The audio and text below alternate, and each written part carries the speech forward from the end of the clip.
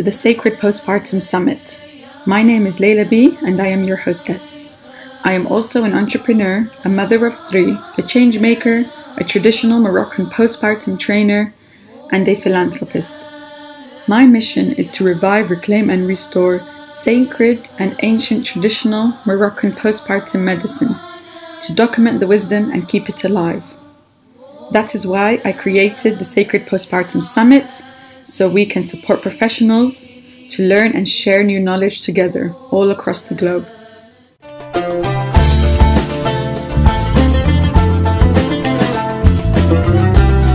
Today I would like to welcome Mia Scotland. Mia is a perinatal clinical psychologist and author, and today she will be talking about why perinatal depression matters. Mia will be looking at postnatal depression from a biopsychosocial perspective. Depression, hormones, stress, and the process of becoming a mother. How does our environment help or hinder that process? And she will finish off with a top tip for new mothers to protect their mental health.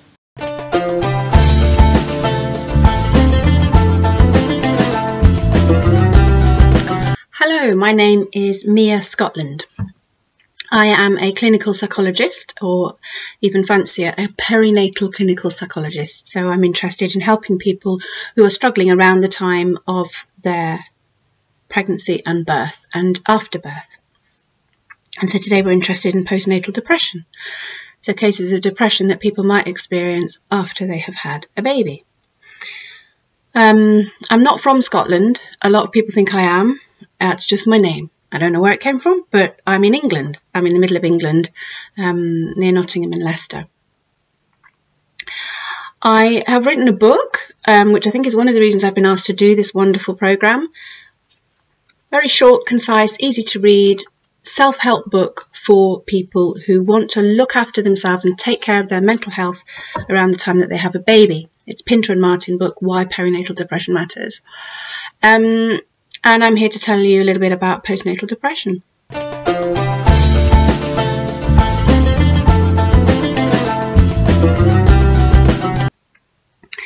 So, firstly, prevalence. How common is it? How many people does it affect?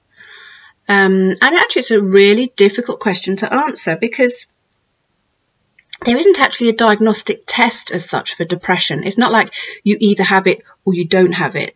Like you might have glandular fever or you don't have glandular fever.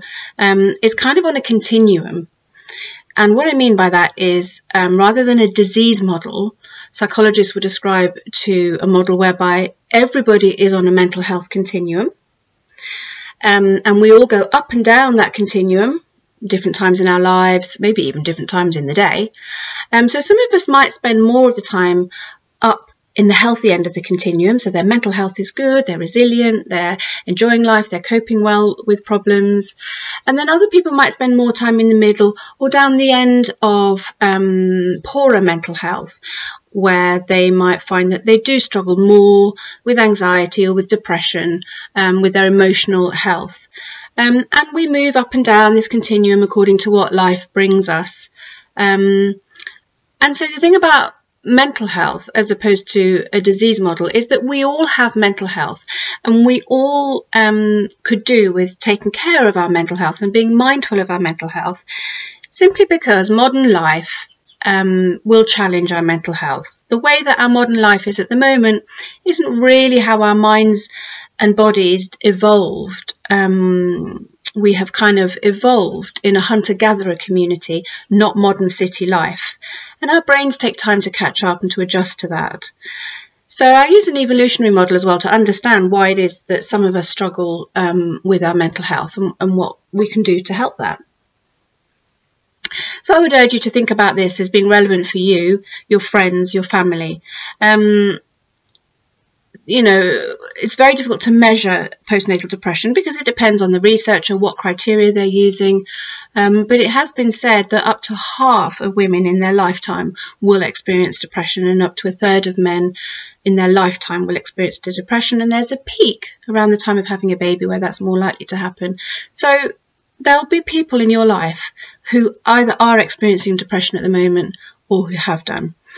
So this isn't something that is unusual, or that it would be unusual for you to come across. On the contrary, and people do tend to not share and hide it. So it might be that people you would never have imagined struggling from depression are struggling, but just hide it very, very well. The thing about postnatal depression is that it's quite dangerous. And what I mean by that is it's one of the biggest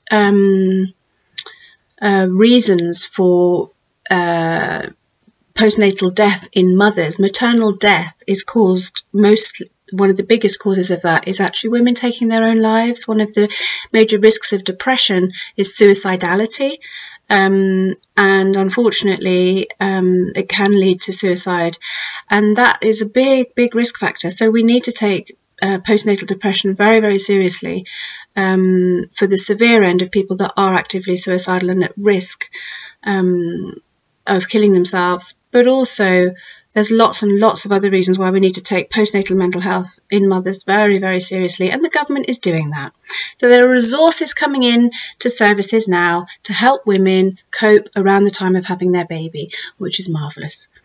But it is very difficult to measure, and it's also difficult to measure cross-culturally to see if are things getting worse in Britain, are they worse compared to other countries, or have we just noticed it more? Has it always been a difficult issue, but we didn't really attend to women's mental health?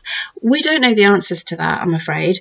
And statistics, as you probably know, are, especially epidemiological ones when it comes to mental health, not always that easy to glean. But suffice it to say that one thing that is interesting that's coming through in these statistics is that it's not just women that are suffering. It would seem that new fathers are also at risk of developing depression after the birth of their baby, and before actually, and that this, because fathers are playing more of a role in the families, this is also something that we need to attend to in terms of the welfare of the mother and the baby and the family in general.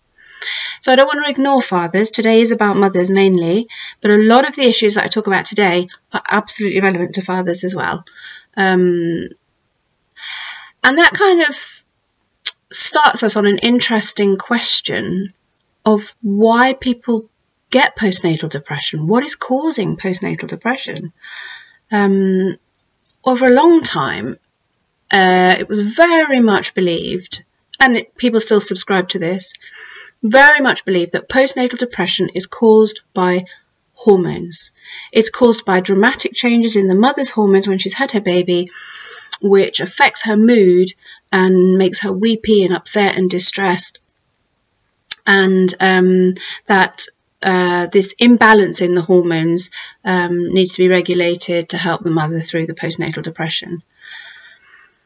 Now, that kind of is, that model isn't really, can't really explain why the rise, huge rise in fathers' postnatal depression.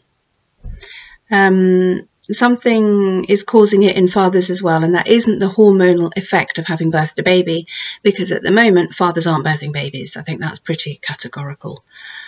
So what is going on? Well, you know what? The interesting thing about depression, people have been studying it since Socrates probably, we don't know. We do not understand it. We like to think we do. There are lots and lots of experts out there who have lots and lots of very valuable theories and ideas and have done loads of research, are incredibly good at helping people recover from depression. But there's no consensus on what it is. There's also another very popular model of depression which argues that depression is to do with brain chemistry and serotonin levels in the brain, and that we become depressed when these are out of sync. Again, that wouldn't really explain why there's a peak after you've had your baby, why women are more at risk after they've had their baby, either of depression coming back or of a new phase of depression. And that theory is now there's research suggesting that it's absolutely not that simple, if applicable, actually. So that's all in flux, and that's all changing at the moment. And then there's theories that depression is a social cry for help, a social appeal to other people in the community to provide help and support and love and affection, and provide the basic human needs that help us to thrive as human beings. So I'm going to look a little bit more at the cultural side, and that argument that depression and postnatal depression has something to do with how we function and operate as human beings in a community, and how when what we need from our community isn't being met, that affects and impacts on our mood and our functioning and our thinking, i.e. might put us at risk of depression. And I think this kind of highlights for me that we like to think we're individuals, and we like to think we're independent, and we like to think we have our own thoughts and feelings, and I am who I am. But actually, I am a function of my society.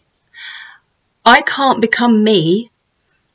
I can't survive without interacting, without learning to use language and interact and communicate with other people that I grow up with. So a child can't learn to speak by watching telly. The child has to interact. The child's brain can't grow properly without social interaction. Every smile and every ooh, coo, coo is actually triggering brain growth in the baby and the toddler. We need social interaction to grow, and we thrive with support, interaction, communication, and being part of a group and part of a community. And it defines who we are. So my thoughts, beliefs, assumptions, although I like to think they're just mine, they're not. They're a function of the society that I live in, and I'm going to have certain beliefs and thoughts and ideas according to how I was raised, and the assumptions and beliefs that are part of my generation, part of my culture, mini culture in terms of the people that I might have socialised with, but also broader culture in terms of the British culture. So psychologists would never really argue that we are separate from society. We are a function, we are a product of our interaction with our society. Our society builds individuals. And so how might our society help or support or reduce distress, emotional distress in new mothers? What assumptions does society have about becoming a mother? What support is there in terms of messages about celebrating it, enjoying it, feeling proud of it, being given time to adjust, our attitudes to new mothers, what are they like? Our attitudes to single mothers, our attitude to married mothers, our attitude to young mothers, old mothers. What are society's attitudes and beliefs about mothering and becoming mothers, and how might that impact on somebody's well-being as they grow into a mother? They're the kind of things we're going to look at.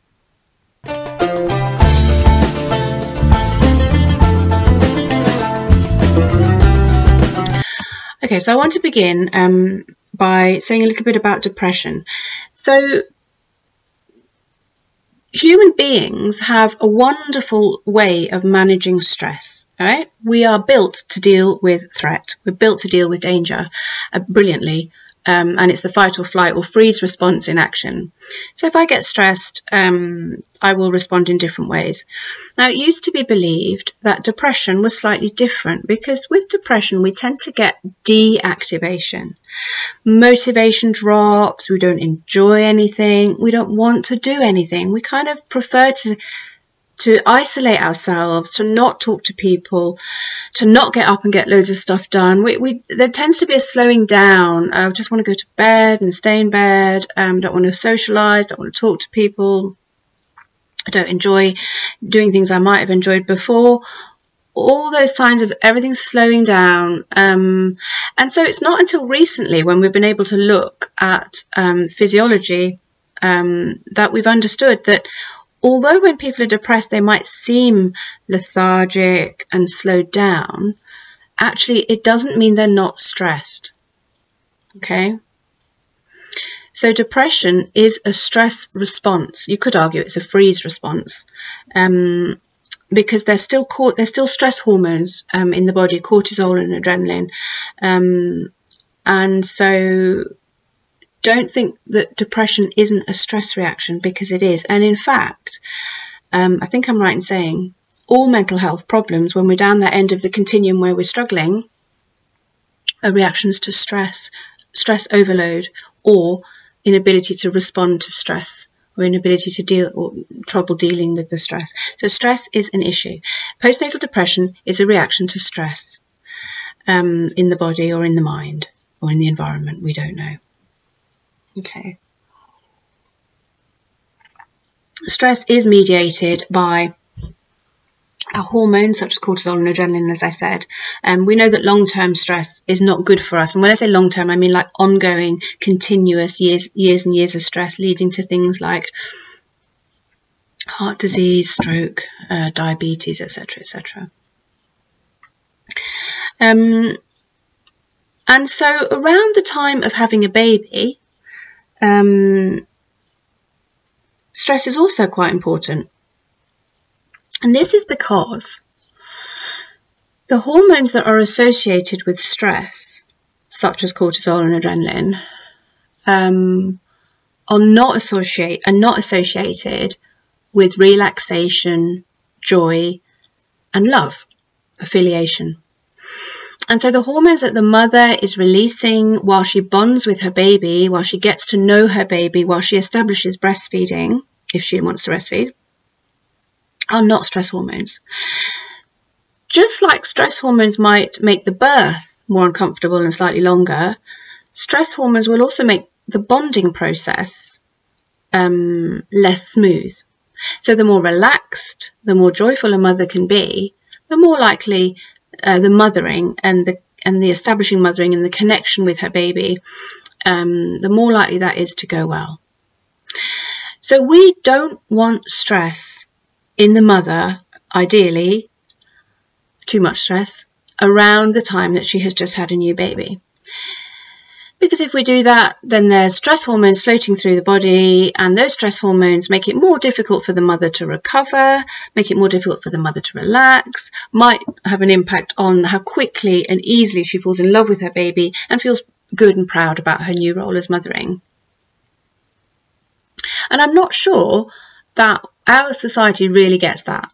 I'm not sure our society has really understood that the process of falling in love with your baby, the process of recovering from all the changes that birth has brought with it, whether it's a cesarean section or, vaginal birth, the changes that the body are making after the birth all go so much smoother if there are hormones like oxytocin and endorphins, relaxation and joy for the mother, peace and calm and relaxation. It all goes so much better, biologically speaking, not individually speaking.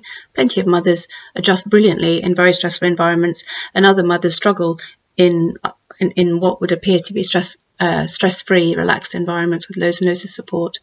I'm not talking about individuals, I'm talking generally, and there is a difference. Okay, so far I have said that depression is a stress reaction, and I have said that particularly postnatally, we biologically, evolutionarily or physiologically, ideally, a mother will establish breastfeeding, will bond with her baby, will recover from the birth more quickly with rest and relax hormones or rest and restore hormones, such as oxytocin and endorphins in her system. Stress hormones will inhibit or at a risk of making it more difficult for her to recover and more difficult for her to settle into the job of becoming a proud and competent and loving and loved mother.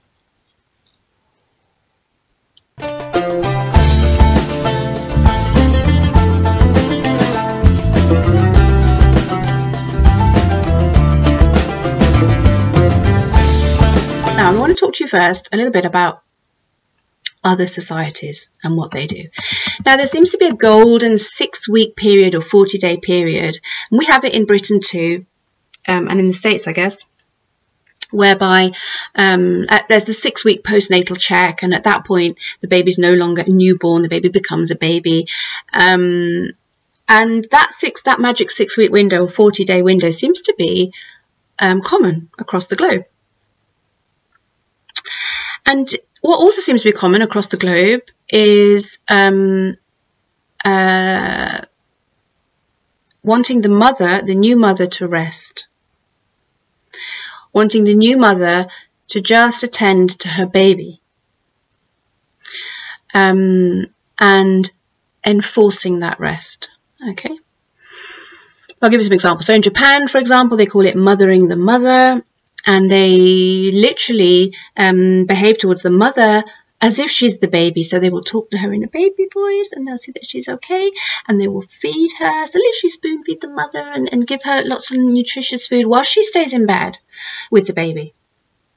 So she stays in bed, baby stays in bed, and everybody else feeds the mother, looks after the mother, mothers the mother, while she learns to mother her baby. Kind of makes sense, doesn't it? So in India, looking after the mother, again, especially around food. I didn't mention that food's important in these cultures. So the mother is fed and given lots of nutritious foods that are believed to help her heal and move through the new period of mothering. Massage is a big part of Indian postnatal culture. And in some parts of India, the mother will receive a full body massage. Yeah? Not once, not twice, no, every day. And the idea is that she then massages her baby. So again, we're looking after the mother so the mother can look after the baby. So the mother gets massaged and then the mother massages the baby. Other relatives might also give a baby massage to show her how to do it. And again, she's in bed and she's not expected to do any other work in the household. She's not expected to do the cooking. She's expected to rest and relax and be massaged. It sounds quite nice, doesn't it? And again, in some Hispanic traditions, La Cuarentena, no idea if I've pronounced that correctly, where massage is important, food is important, the mother is to rest and not to do housework, not to look after siblings, and just to bond and be with her new baby. In Malaysia, they call it pantang. Again, I'm sorry about the pronunciation. Same thing, about 6 weeks. Mother is rests. She's to stay in bed, and other people feed her, look after her. Abdominal massages are part of that as well. In Japan, I've mentioned Japan. Oh, China, sitting the month. Again, the mother's expected to sit, stay still, don't get up, don't do anything, don't leave the house. And that's for about a month.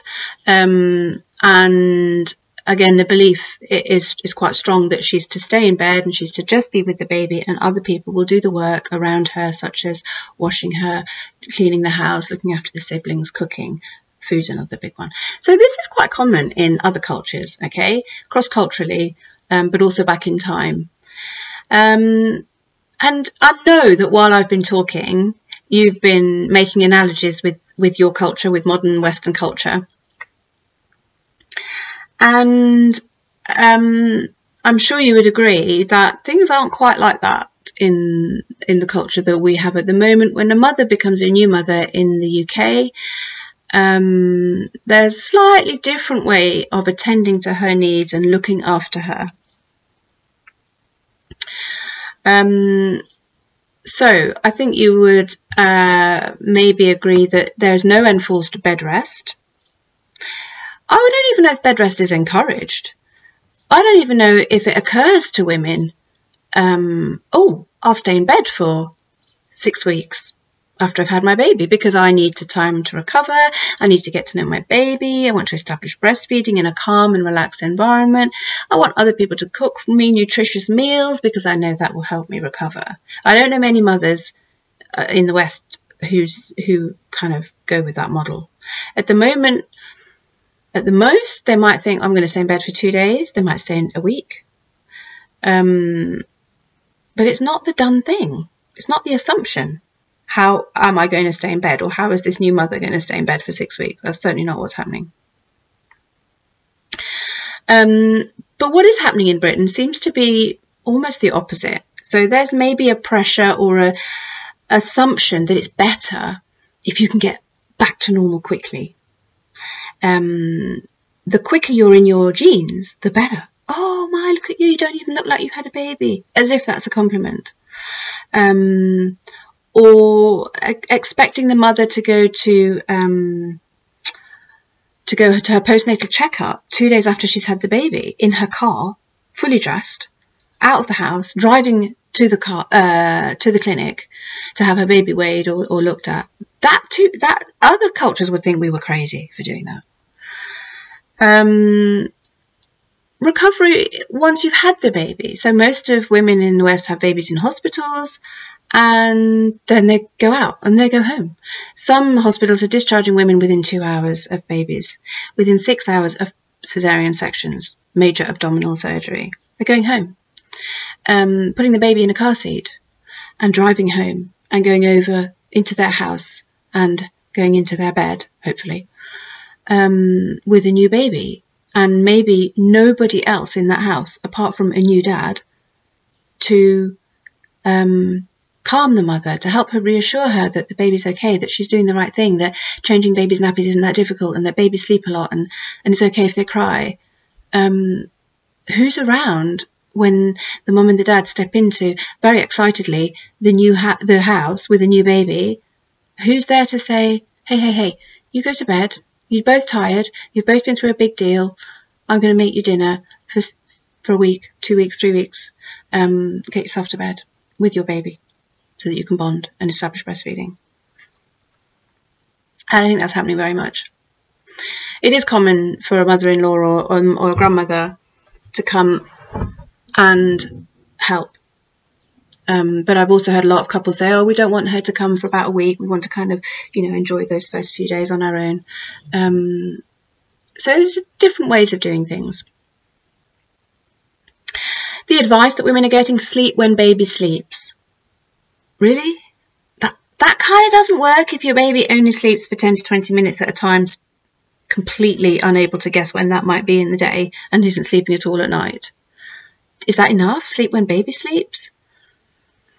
I remember other common advice that I often hear is just leave the housework. Don't worry about the housework. It'll wait. Now, I get that. I totally get why we're saying to new mothers, do not worry about the housework. Because we don't want them doing housework. We don't want them hoovering when they've got to look after a baby and they've just done something amazing like had a baby. But when we say just leave the housework, it'll wait, we're also saying live in your own pigsty. And that isn't necessarily what we would want to do. Most of us have a level at which we want a cleanly or an ordered house, and there's different levels of that. But when the level goes over what helps us feel relaxed, we become stressed. So it's not always good advice, that one either.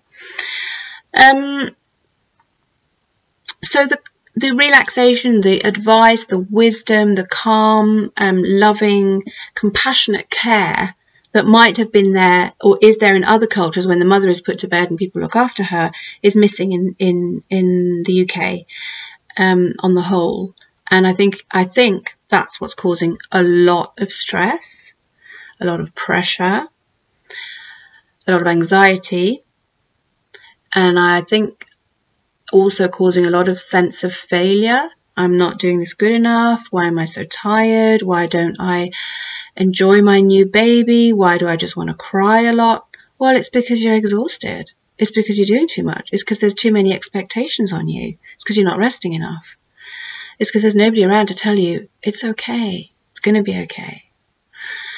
That's going to cause distress, and we need to take that seriously. I think that's one of the reasons fathers are suffering as well, because they're now, before they didn't have this burden. They weren't even at the birth. They would wet the baby's head maybe with a beer and then go back to work. And the mother would have other support around. But now couples are looking to do this together. The fathers want to be a part of it. So the fathers are at the birth and they're coming home and they're partaking in looking after the baby, changing nappies, hands-on but also hands-on with the worry and the stress of, oh my gosh, we've got a new baby. What would we do now? Okay, so what we're looking for in terms of signs of depression, I've mentioned quite a few of them already, but there's two main ones, all right? And we kind of want at least one of those for it to be what psychiatrists or experts would call clinical depression or postnatal depression. Now, one of those is low mood. That makes sense, doesn't it? Just feel like can't enjoy anything. Excuse me. So yeah, so knowing that you're not quite right, that you don't feel very happy, that you're struggling to enjoy things. But the second one, you can actually not be aware that your mood is low. You can not really register. You know, someone might say to you, oh, are you feeling low in mood? And you might go, not really. So the second one is important, and that is losing the ability to enjoy things. So things you would have enjoyed before just don't appeal. So before you might have coped with a difficult day by thinking, oh, but at least at the weekend, you know, I'm going to do this, or I'm going to do that, or at least I've got a holiday booked. Actually not even being able to look forward to or enjoy things that you would have enjoyed before is also a hallmark of depression. And then, so once you've got one of those two, low mood or inability to enjoy things, then we've got a whole array of other symptoms, which I'm sure you're familiar with, which also might indicate that you would meet a diagnosis for postnatal depression. So they include things like struggling to sleep, weepy, irritable, feeling very negative about yourself, your self-esteem, your thoughts about yourself being very low, feeling like life would be better if you weren't here, or other people would be better off if you weren't here, feeling fed up and having no motivation or drive to do anything, losing the love, feeling that you don't love people. Where's your love? You just, you know, that's gone as well. So the positive feelings go as well as the negative feelings coming in. And I think what's really, really important to remember is that depression lies to us. When we're depressed, depression will say to us, you're no good, you're a useless mother, your children were better off without you, nobody loves you, nobody ever will love you, it'll never change, you're like this forever, nothing's ever going to get better. This is depression talking, all right? This is not reality. I mean, it's your reality, but what I mean is once the depression lifts, those thoughts and feelings lift too. It's a symptom. It's a very, very horrible symptom of depression to believe that you're no good. But the mothers I've worked with who believe that, it's not correlated in any way, shape or form with how they actually are as a person. In fact, often, and I know you know this because you'd have met people who are depressed, depressed people are the loveliest people often, and the most capable and the most loving and the most competent. Depression lies to us.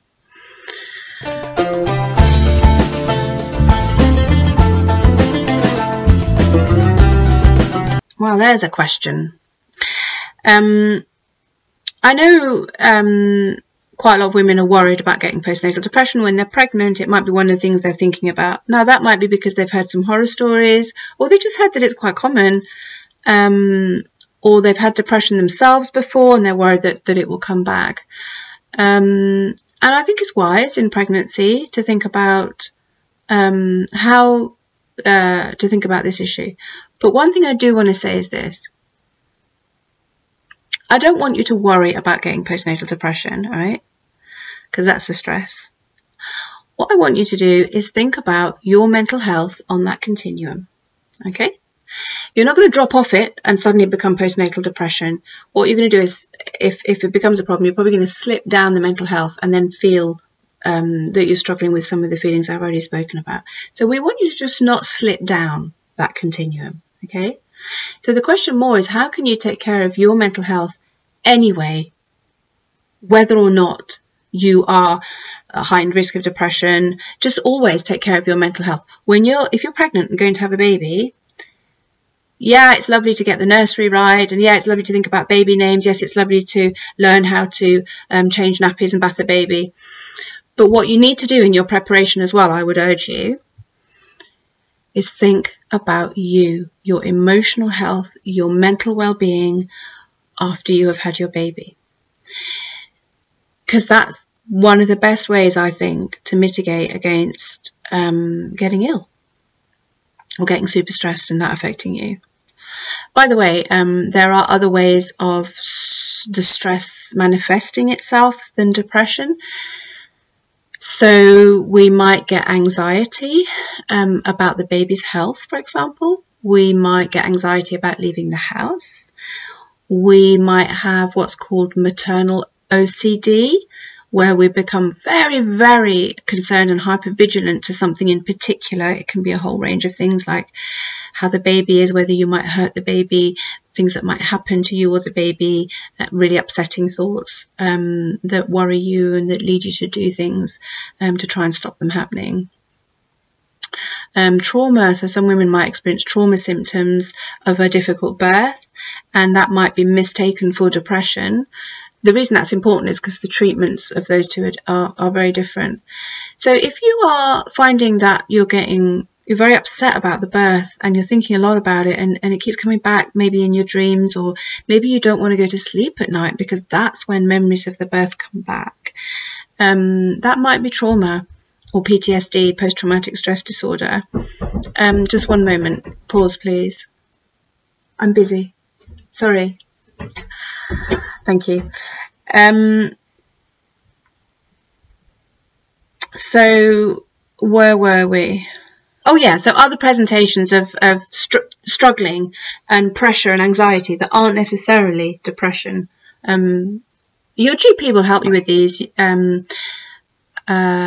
or a perinatal midwife will help you with this. Talk to your midwife, your health visitor, or your GP if you think that there might be something like that going on and you'd like to have an assessment or have a bit of advice about that.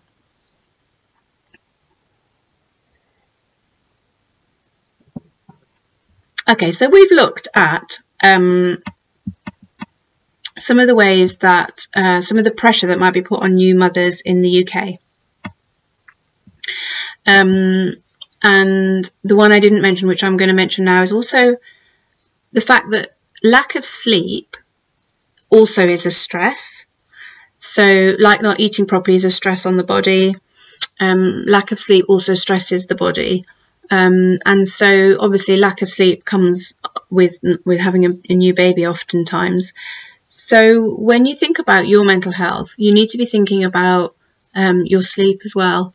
And that's one of the reasons why people say it takes a village to raise a baby, because if mother is actually going to sleep and rest up, I think it's incredibly difficult to do that if you are in charge of a house, looking after it, cleaning it, siblings as well maybe, and your own cooking and your own cleaning. It's too much for one person. So your sleep is important, and you're going to need to recruit other people, as well as your partner, to help you to reduce the stresses in your life when you have had your baby, so that you can enjoy your baby and learn to love your baby in a way that isn't too stressful.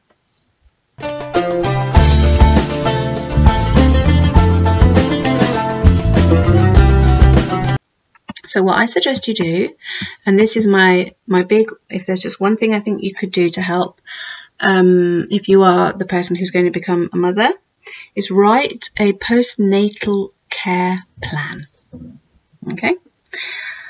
And what I mean by that is write down, okay, you might have written a birth plan, you might have spent ages thinking about your birth, how you want your birth to be, what you want to eat during your birth, what you want people to say during your birth, where you want to birth, what kind of environment you want to birth in, what you're going to wear, all that stuff you've been thinking about your birth, whether you're going to do hypnobirthing or breathing techniques or have a home birth I want you to do all of that, but with your time after you go home with your baby, or the time after you've had your baby at home.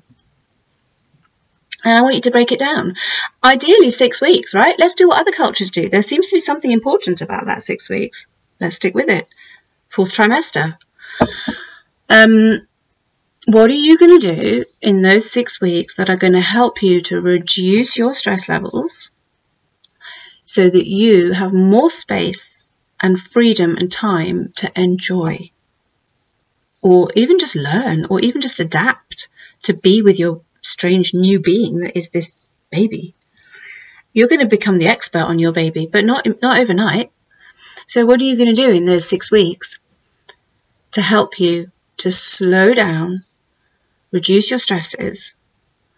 Are you going to recruit help, and what kind of help and who? Are you going to eat well and how? And I don't just mean put meals in the freezer. I mean every meal, every nutritious drink, breakfast, lunch, snacks, dinner. What are you going to drink while you're breastfeeding?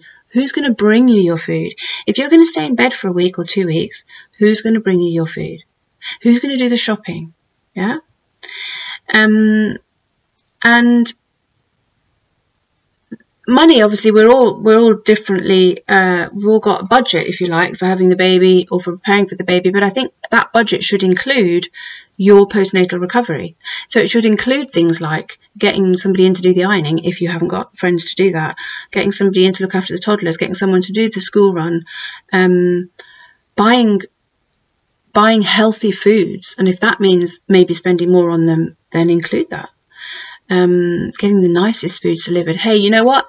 If you can afford it, get champagne and strawberries if that's what you love, because this is about enjoying and taking care of yourself. So really take this seriously. Massage, get some masseurs to come in. These are good, wonderful ways of releasing hormones for recovery. A massage isn't just indulgent. It isn't indulgent, sorry. I was going to say it isn't just for you. And it is indulgent, but that's not the point. The point about a massage is it releases healing hormones in your body. So yeah, your postnatal care plan. What are you going to do in the first 2 days, in the first 2 weeks, and in the first 6 weeks? How are you going to manage visitors? Are you going to go to bed straight away? Are you going to stay in bed? If you're going to stay in bed, who's going to encourage you to stay in bed? Because if you're anything like me and a lot of the people I know, you'll be like, oh, I'll just get up and do this, or oh, I'll just do that, or oh, such and such is coming at 4 o'clock and I don't know if the downstairs loo is cleaned. Who's going to do that for you? Who's going to say to you, go to bed and stay there? I'll manage the visitors. Or go to bed and stay there. I'm going to tell them that you're not getting up today and they can come back in 3 days' time. You're going to need help with this because women are notoriously bad at not doing things because we care. We take care of other people. We do things. We get jobs done. So write it down, plan it, budget for it, share it. Let your partner know. Get him or her involved to help you. Let your parents know. And really look for, it's a bit like planning a wedding almost. You know what you want at your wedding, you budget for that, you have it all, you know, planned to the tiniest little detail, and you don't know if it's going to actually work out that way. For all you know, it might tip it down with rain, or the car might break down on the way to the church, or your dress might rip. We don't know that it's going to go how you want it to go, but with your wedding, you enjoy planning it, you enjoy preparing for it, and you're excited about it. And this is what I want for your postnatal care. I want you to plan for it, budget for it, prepare it, and get excited about your special time with your baby after you have had your baby, whether it's 2 days, 2 weeks, or 6 weeks. Really, really take this very, very seriously and enjoy. That would be my advice to you. And if you do that, you'll bring yourself up on that continuum of mental health. You will bring yourself up from where you already are. If you're very depressed, then it's going to help. You're going to need extra help as well, maybe from professionals. You need to tell your midwife, your partner. If you're in the middle, it's going to help you really enjoy it a little bit more. If you're already doing well and enjoying motherhood, it's going to just make it even better. So it doesn't matter where you are on that mental health continuum. This is going to make a difference. Our culture doesn't help you do it. So girls, you're going to have to do it yourselves with the help of those that you love and those around you. Look after yourselves, treasure yourselves, enjoy those 6 weeks, and amazing things will happen. You don't know this maybe, but your brain grows in this time after you've had a baby. A mother's brain actually grows and it grows more in the absence of stress, just like a baby's brain does. All those neural connections are firing. So it's a health issue. It's not just to enjoy it. It's because it's the best way to become a mother. Please do get in touch if you want to. I'm on Twitter and I'm online. I have a website or 2 or 3.